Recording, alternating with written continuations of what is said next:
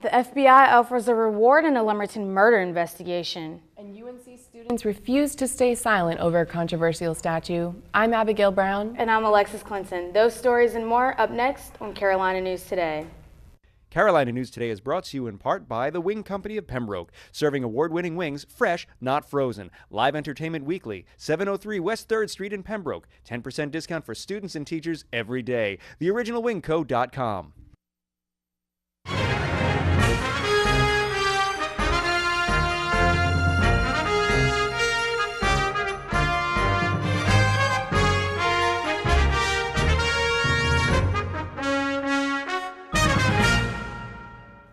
The FBI is offering a $25,000 reward for information leading to an arrest and conviction in the abduction and death of Hania Aguilar. That's on top of the $5,000 reward being offered by the state of North Carolina. Authorities say the 13-year-old was kidnapped outside her Lumberton home in early November. She was forced into her family's SUV.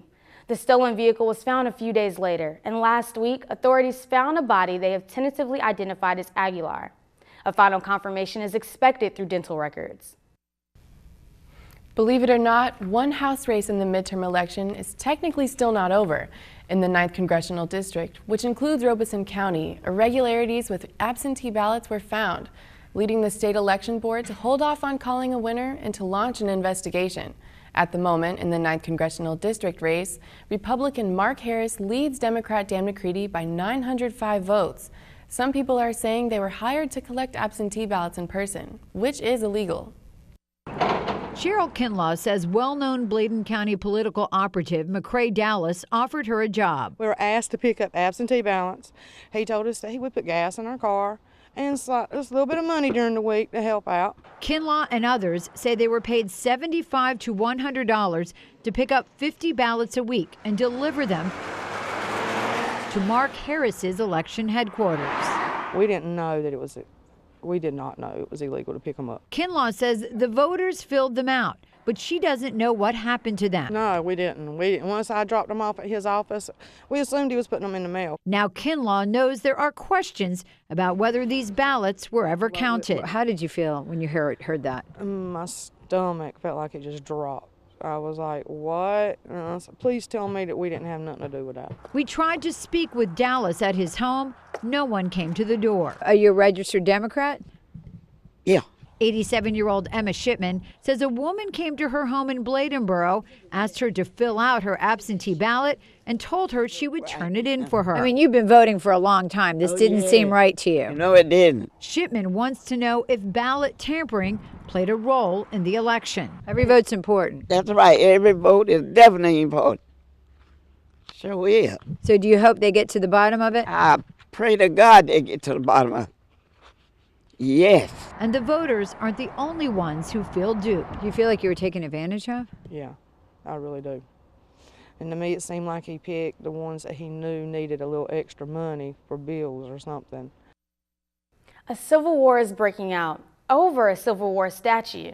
Officials at the University of North Carolina want to spend more than $5 million to move a damaged Confederate monument into a new building on campus. And that has many students and Chapel Hill residents fighting mad. The Silent Sam statue has people raising their voices. No justice! No peace! That's the energy I want to feel. Protests Monday night in Chapel Hill. Ain't no power like the power of people, 'cause the power of people don't stop. They're upset because University of North Carolina trustees are proposing the Silent Sam statue be placed in a new $5.3 million building. UNC officials are asking the University System Board of Governors to budget in the costs needed for the building in the 2019 session of the General Assembly. We still need to go to the Board of Governors. You know, as you realize, this is a recommendation only. We are not the end authority on this. UNC Chancellor Carol Folt says the proposed center would put issues like emancipation and civil rights in a historical context. A 2015 state law prevents monuments like Silent Sam from being moved without state approval, and school officials say it isn't safe to put it back to its original spot. The Board of Governors will discuss the proposal at its next meeting on December 14th. The plan also has to be approved by the State Historical Commission. In the meantime, there will be little silence over Silent Sam. No cops, no KKK, no fascist USA. I'm John Lawrence reporting.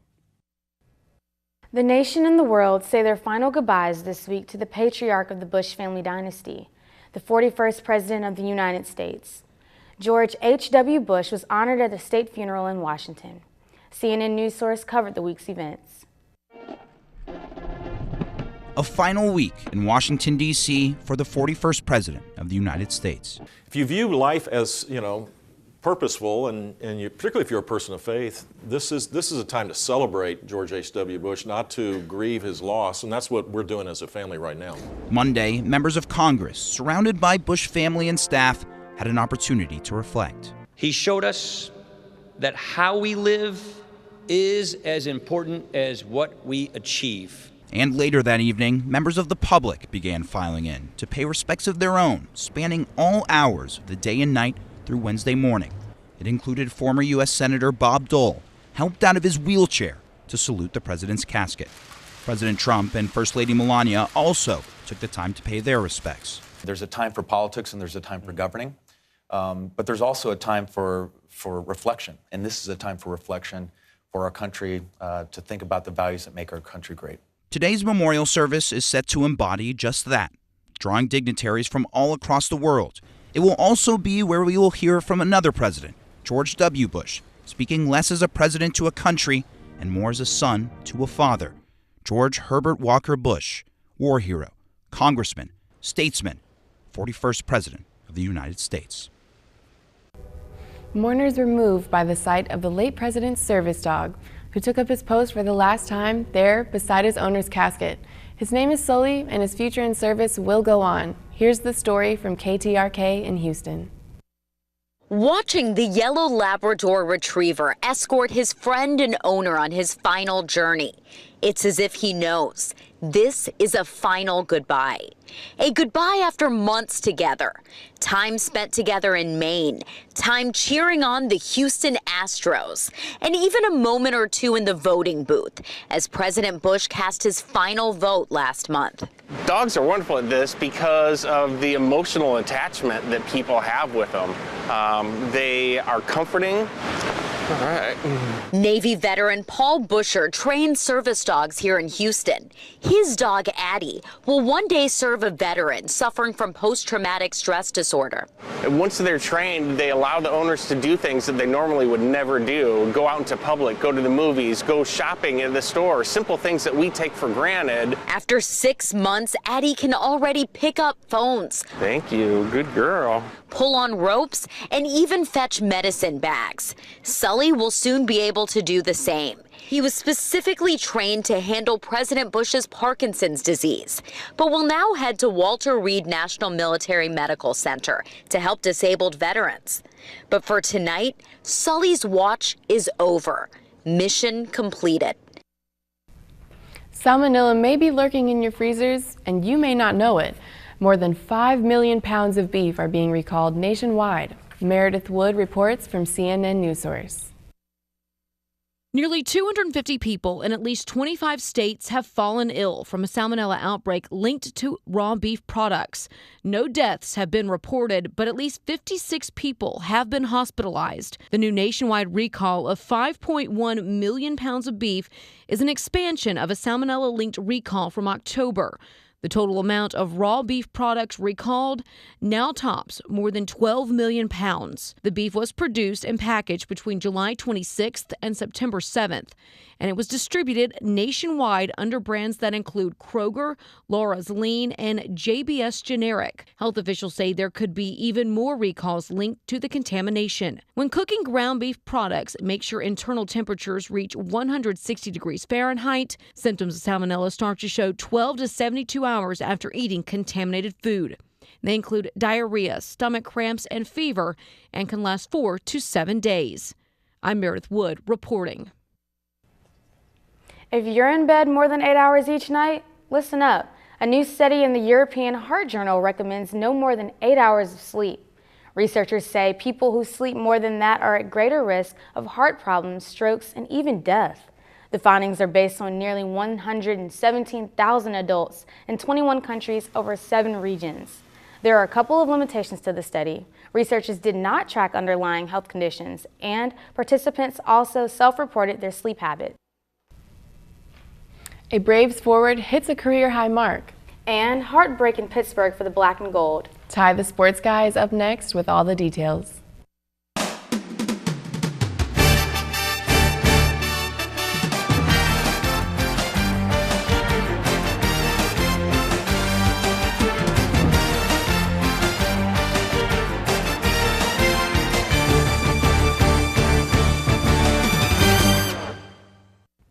What's up, everybody? I'm Ty the Sports Guy, and I've got Braves athletics coming right now. Conference play opened up for basketball on Saturday when they played Young Harris at home. Before the first half ended, the Braves were up 38 points. This was a product of not just hot shooting from the Black and Gold, but also 5 for 31 shooting effort from the Mountain Lions. Talk about home court advantage. Redshirt freshman Cam Hamilton recorded a career-high 21 points as he led the Braves team that had 7 players in double-digit scoring. Coach Ben Miller couldn't have been any happier.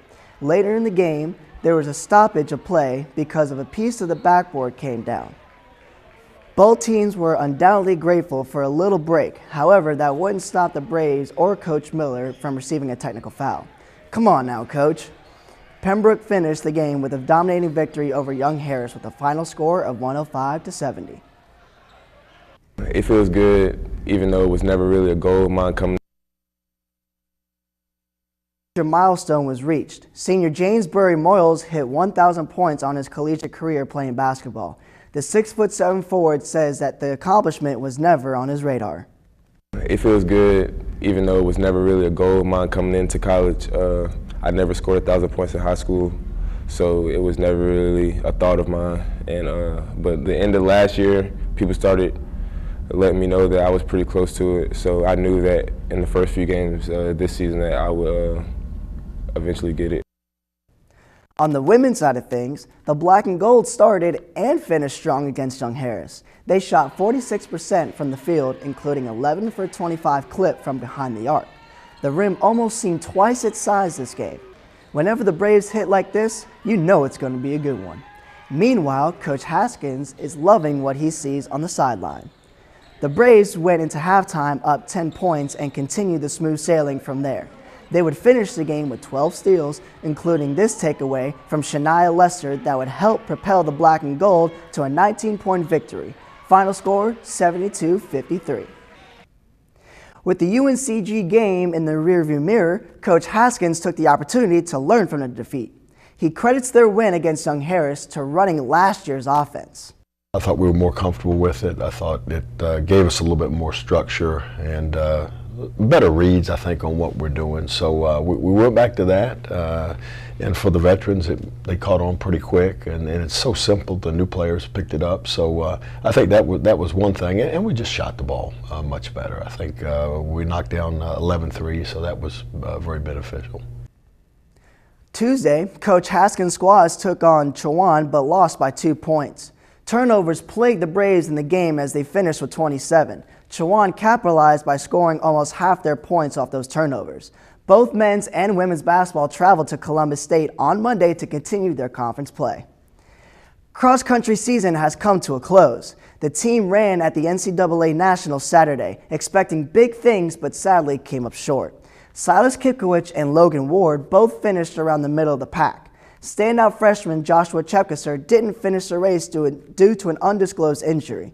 The season might be over for these guys, but now it's time for them to make their mark in the spring for track and field. Last but never least, swimming and diving traveled to Mars Hill Saturday. Sadly, they came up short, but not before making their mark in a few events. Victoria Brousseau and JC Knight both earned runner-up honors in the 50-yard breaststroke and 100-yard backstroke. A few of the Braves came in third in their respective events. The Black and Gold will take a 5-week hiatus until their next meet when they travel to Pfeiffer. Well, that's it for me. It's been a great semester bringing you all of Braves action. I'm looking forward to being back after the winter break. Until then, I'm Ty the Sports Guy. Thanks, Ty. And that's all for us. The semester's coming to a close. So we'd like to congratulate a couple of our producers who are graduating next week. Associate producer John Tipton and sports producer Bryant Reed. Thanks for all you do. We'll know you do great things past graduation. Good luck, fellas. And happy holidays, everyone.